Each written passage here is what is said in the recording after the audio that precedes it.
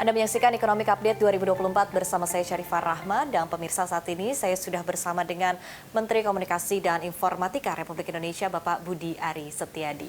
Apa kabar Bapak? Baik. Terima kasih waktunya untuk CNBC Indonesia. Pak Budi, baru-baru ini Anda menyampaikan begitu banyak informasi dan data terbaru berkaitan dengan upaya pemerintah untuk memberantas judi online.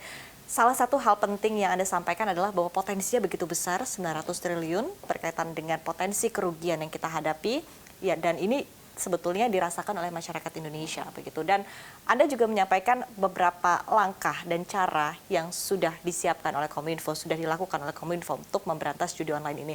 Mungkin bisa dielaborasi lagi lebih lanjut berkaitan dengan hal ini, Bapak. Jadi itu datanya PPATK. Di tahun 2023 itu nilai perputaran judi online bisa mencapai 327 triliun.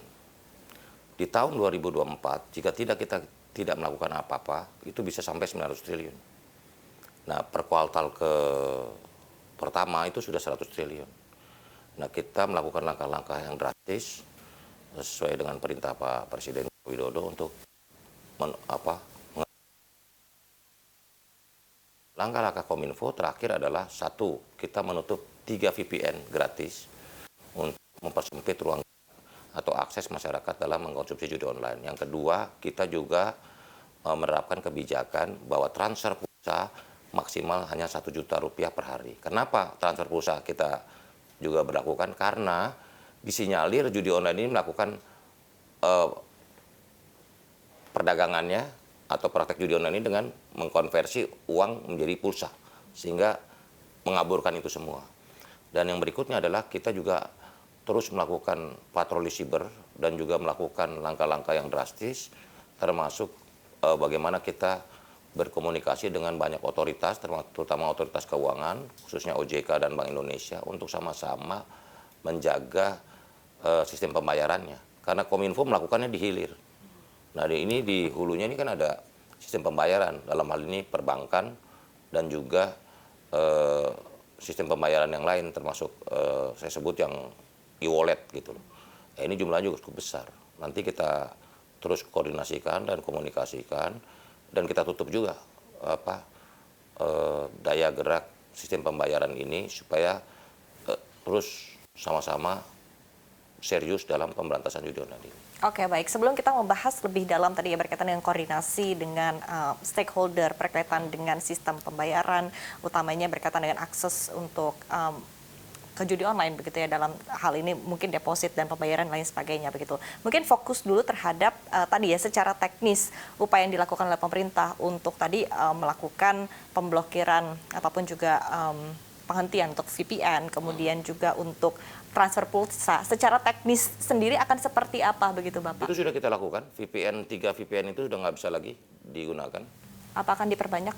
Nanti dari ada sekitar 23 sampai 30 VPN. Kita lagi pantau itu 3 itu yang paling banyak. Udah kita analisa dia paling banyak, kita tutup dulu.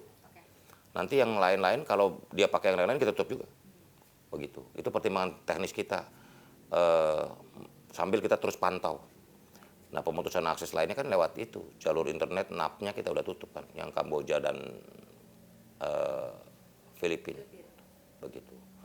Dan kita komitmen serius dalam pemberantasan judi online ini karena angkanya begini loh. Ini angka begitu besar. Kalau itu tenaga kerja, biaya tenaga kerja 20%-nya, berarti ada 80 triliun rupiah. Nah, 80 triliun itu katakanlah UMR 3,5 juta, artinya setahun katakanlah 40 juta. Bisa 2 juta lebih lapangan kerja. Bisa di-drive dari ekonomi-ekonomi yang produktif. Nah, ini judi online sangat tidak produktif. Ekonomi terganggu, ekonomi keluarga hancur, masyarakat juga mengalami dampaknya karena dampak sosialnya, kriminalitas meningkat, juga aspek sosial lainnya, keluarga, perceraian meningkat, anak-anak jadi harusnya bapaknya bisa membeli makanan bergizi untuk anaknya, tapi dipakai untuk judi online dan sebagainya. Jadi ini judi online ini saya selalu tegaskan bahwa judi online ini adalah scam. Ini penipuan terhadap rakyat. Nah, yang terakhir saya ingin tegaskan bahwa yang namanya judi online itu adalah tindakan ilegal. Dia dilarang oleh undang-undang. Jadi siapapun yang bermain judi online, dia melanggar hukum. Dan bisa dikenakan hukum. Termasuk pelakunya, apalagi yang backup. Begitu. Berarti Berarti melakukan judi online adalah juga sebuah tindakan ilegal. Cuman pelakunya kan rakyat masih kita sadarin. Ya. Karena intinya adalah penyedianya, Ya. providernya, ya bandar judinya ini. Baik, baik. Dan tadi juga perlu di-highlight begitu ya, seperti apa permasalahan judi online ini sangat serius, sangat kritis, sangat genting untuk kita berantas bersama, karena tadi berkaitan juga merembet ke permasalahan sosial ekonomi lainnya begitu ya. Dan belum tadi membayangkan begitu dengan potensi kerugian yang begitu besar jika ini Jika dia di ekonomi dialihkan produktif bisa menggerakkan betul. ekonomi yang jauh lebih produktif. Baik, baik. Dan daya beli masyarakat Dan sendiri daya yang beli terserap. masyarakat meningkat. Ya, baik. Nah, tadi balik lagi ke permasalahan seperti apa koordinasi yang dilakukan dari Kominfo kepada stakeholder terkait berkaitan dengan sistem pembayaran. Ya, sampai saat ini kami terus berkomunikasi dengan Otoritas Jasa Keuangan, PPATK, dan juga Bank Indonesia untuk sama-sama kita serius memberantas judi online ini. Dan pihak-pihak Otoritas Jasa Keuangan, OJK, dan BI terus juga melakukan langkah-langkah yang serius. Kami juga melihat bahwa OJK dan Bank Indonesia ini juga serius gitu loh. Dan juga PPATK. Tinggal bagaimana kita semua menyadarkan bahwa ini penyakit ekonomi Indonesia. Nggak bisa kita biarin. Bagaimana kita mau jadi Indonesia maju atau Indonesia emas kalau masyarakat kita terpapar judi online. Baik, untuk penyedia layanannya sendiri mungkin dari perbankan, e-wallet dan lain sebagainya, Nah, seperti kita apa kan mungkin misalnya koordinasi begini. dan respon mereka berkaitan dengan hal ini, Bapak? Ya, Bank Indonesia dan OJK juga sudah melakukan langkah-langkah, termasuk pemberitahuan kepada dunia perbankan, begitu loh. Ya saya sampaikan bahwa ya udahlah, ini mau untung tapi panas apa gimana? Karena ini kan menikmati fee based income. Jadi saya udah bilang, saya sampaikan ke beberapa teman di dunia perbankan, masa kalian tega sih untung tapi di atas penderitaan rakyat? Karena ini kan judi online ini menghisap darah rakyat ini. Baik, baik. Langkah konkret dari koordinasinya seperti apa? Ya Apakah mereka artinya Bank aturannya Indonesia akan diperketat? menata sistem regulasi soal sistem pembayaran, dan juga OJK juga sedang saya dapat informasi akan membuat sistem yang lebih prudent tentang bagaimana KYC-nya, bagaimana otomatis, apa nama istilahnya mereka tuh, mereka mengenali transaksi yang automatic detection. Ya. Jadi cepat, bahasa dia bisa mendeteksi cepat ini rekening mencurigakan. Ya, ya. Gitu. Baik, baik. Artinya memang di lapangan akan semakin diperketat begitu ya langkah-langkah yang bisa dilakukan. Karena menurut saya, satu, literasi penting, kedua juga sistem pembayaran. Walaupun saya tegaskan berkali-kali, sistem pembayaran kunci. Kalau udah nggak ada sistem pembayaran, mau main pakai apa? Begitu. Kemarin sempat disampaikan juga begitu bahwa mungkin secara teknologi yang masih belum sanggup begitu, tapi koordinasi lebih lanjut seperti apa? Apakah memang secara teknologi Mereka sudah mungkin? mempersiapkan. Saya sih sambut baiklah keseriusan OJK dan Bank Indonesia. OJK tadi pagi komunikasi sama saya, menyampaikan sedang membuild satu sistem yang bisa cepat mendeteksi rekening-rekening yang terindikasi mencurigakan gitu loh. Wah, ini rekening aneh nih, cepat ketangkep. Sehingga bank nggak perlu waktu lama untuk mengetahui bahwa rekeningnya atau banknya dipakai untuk transaksi judi online. Baik, ini untuk domestik dan internasional ya Bapak ya? Artinya mungkin Yang penting buat domestik dulu, buat masyarakat kita. Yang pasti kan kita harus lindungi masyarakat kita dong. Baik, baik. Rekening jangan diperjualbelikan, larangan jual beli rekening. Masa rekening dijual belikan? Ditipu rakyat 500 orang dibayar sekian ratus ribu, rekeningnya dipakai namanya untuk buka rekening gitu. Jadi nanti profiling pemilik rekening juga bisa diketahui. Begitu. Baik, artinya akan lebih ketat begitu. Harus lebih ketat. Enggak, karena judi online ini nggak ada positifnya sama sekali. Apa yang positif dari judi online? Nggak ada. Itu. Cuman merusak ekonomi Indonesia aja. Jadi saya udah bilang judi online itu merusak ekonomi Indonesia. Baik, baik. Ini sudah ditanyakan berkali-kali, tapi saya tetap harus tanyakan ke Pak Budi begitu untuk upaya penangkapan dari bandar sendiri seperti apa. Anda menyebutkan ada 5 bandar yang sudah diketahui identitasnya begitu. Seperti apa komitmennya mungkin dari sisi hukum juga Bareskrim Polri. Yang pasti judi melanggar hukum kan. Nah, saya sudah komunikasi dengan aparat penegak hukum. Ini kan tugasnya aparat penegak hukum. Walaupun tuh saya yakin masyarakat makin lama makin sadar dan akan mendesak terus aparat penegak hukum untuk segera mengambil langkah-langkah tegas terhadap para bandar judi online ini. Nah, pertanyaannya adalah selalu mereka menjelaskan ke saya barang buktinya mana. Nah, ini dalam forum ini dalam kesempatan ini saya ingin sampaikan kepada teman-teman yang punya bukti bandar-bandar judi itu kasih.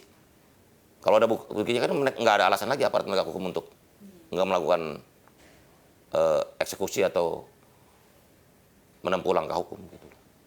Mengambil langkah-langkah hukum yang drastis gitu. Kalau udah ada buktinya, kalau mereka bilang ini kita nggak ada buktinya Pak, buktinya gimana? Bahwa si A bandar judi online apa buktinya? Kan nggak bisa omon-omon doang, harus ada buktinya kan. Dari Kominfo seperti apa upaya? Nah itu urusannya aparat penegak hukum. Kita juga mau justru gitu kita menghimbau ke teman-teman, ke masyarakat, kepada seluruh masyarakat, kalau punya buktinya kasih bahwa mereka ini pengelola atau bandar judi online. Begitu. Tapi sebagai pelapor, Kominfo Bisa, tidak bisa kita juga memberikan. lagi menghimbau ke semua teman-teman. Ini permintaan aparat penegak hukum harus ada buktinya. Nggak bisa kita bilang si A, si B, si C, si D, si E sebagai bandar judi online kalau nggak ada buktinya. Nah buktinya dari mana? Rekening. Iya kan? Barang-barang yang lain, fisik, komputer, dan sebagainya. Nah karena itu juga kita juga mengimbau kepada masyarakat kalau tahu ada barang bukti laporin aja. Begitu. Karena kalau ada barang buktinya nggak ada alasan untuk tidak ditindak. Atau mungkin yang kemarin penyerangan terhadap PDNS bisa dibagi sebagai salah satu, karena indikasi kuatnya begitu Bapak. Mungkin ini bisa juga menjadi salah satu yang dilaporkan. Itulah, ini kan kita lagi dalam tahap terus penelitian dan recovery sudah berlangsung dengan baik. Yang pasti kita ingatkan, kalian udah ketahuan kok, pelakunya udah tahu kok, dikit lagi juga bisa dieksekusi kok. Gitu. Siapa yang nge-hack, siapa yang bayar, pelakunya dari mana, dan ada orang dalam juga. Oke, artinya sekali lagi ditegaskan bahwa ini memang indikasi kuat begitu ya, bahwa pelaku adalah Terindikasi kuat berhubungan dengan judi online. judi online. Baik, baik. Tadi recovery juga saat ini juga tengah berlangsung artinya Bapak. Nah, tapi yang perlu di recovery tentunya tidak hanya dari Pusat Data Nasional Sementara saja atau PDNS saja begitu, tapi seperti apa recovery kepercayaan masyarakat Bapak. Dari Kominfo sendiri seperti apa upaya yang dilakukan untuk meningkatkan kembali kepercayaan masyarakat terhadap Kominfo, utamanya berkaitan dengan kasus kemarin? Kita akan segera memberlakukan undang-undang data pribadi, di mana data pribadi itu harus kita jaga. Karena itulah saya juga mengimbau kepada seluruh masyarakat sama-sama menjaga data pribadi. Karena data pribadi kita itu kalau kita yang nggak jaga akan bocor juga. Begitu loh. Jadi kesadaran masyarakat juga perlu untuk menjaga data pribadinya. Nah ketika ditanya data-data pribadi apa yang bocor segala macam, ya sekarang gini, semua pihak harus disiplin dalam pengelolaan data. Bukan hanya di pusat, di daerah juga. Jadi makanya kita juga sedang mengevaluasi terus turunan-turunannya, termasuk soal dedicated devices misalnya. Dedicated device, bahwa kalau mau mengakses PDNS ya jangan PDN ya jangan pakai laptop yang dipakai untuk kegiatan lain, sehingga menimbulkan masalah termasuk virus, termasuk malware dan sebagainya. Nah, judi online itu banyak malware-nya, banyak apanya. Itu juga bisa jadi apa? Penjebolan data pribadi masing-masing. Karena bukan apa-apa, pemain judi online udah ketahuan kok. Datanya dia, pemainnya ketahuan kan. Buktinya JPPTK bisa tahu semuanya, berapa juta orang. Gitu. Jadi buat para pemain judi online, kalian nggak bisa ngumpet, ketahuan. Pemain judi online, kita lagi buatin sistem nanti, supaya orang akses judi online, itu sana, Kominfo telah mengetahui Anda sedang bermain judi online. Gitu. Baik. Ini kan upaya kita memberantas judi online semacam sebuah perang yang tidak sekali dua kali begitu, tapi mungkin dalam jangka waktu yang lebih panjang begitu Pak Budi. Nah, tadi ketika kita baru melakukan mungkin intensnya dari pemerintah sendiri adalah dalam 1 tahun terakhir. Kemarin juga langsung dihadapi begitu dengan kasus peretasan yang mana memang sekali lagi indikasi kuat dari pelaku ataupun juga berkaitan dengan judi online. Nah, sementara kita masih dalam long game, Bapak. Kita masih cukup panjang untuk menangani hal ini. Nah, seperti apa mungkin langkah-langkah ke depannya yang bisa dilakukan oleh Kominfo untuk mengamankan begitu ya apa yang dimiliki oleh Kominfo? Pasti kita melakukan evaluasi termasuk bagaimana menjaga ruang digital kita.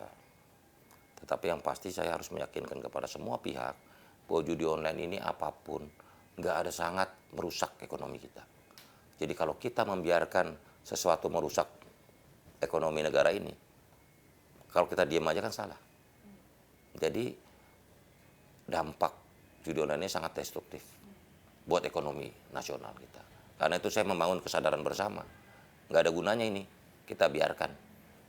Lebih baik judi online tidak ada lagi di muka bumi Indonesia. Selain dampaknya negatif, bagi ekonomi itu sendiri, juga bagi keluarga, sosial ekonomi, dan sebagainya. Jadi kegiatan-kegiatan ini harus kita alihkan ke hal-hal yang lebih positif. Karena apa? Spiritnya digitalisasi itu apa sih? Intisarinya adalah membuat masyarakat makin produktif. Nah ini dark side atau sisi gelap dari digitalisasi, judi online. Gitu. Ini sisi hitamnya dari digitalisasi yang juga harus kita berantas. Baik, tapi langkah konkret mungkin Bapak dari Kominfo sendiri begitu untuk mengamankan sekali lagi, karena ini kan sebetulnya Ya, kita ada beberapa metode. Satu, literasi. Kita sadarkan masyarakat bahwa judi online ini bisa merusak keluarga, merusak hubungan sosial, merusak ekonomi negara dan sebagainya. Itu pasti. Itu literasinya. Tapi di sisi pencegahan lain kita melakukan sesuai otoritasnya Kominfo. Kita melakukan pen-takedownan terhadap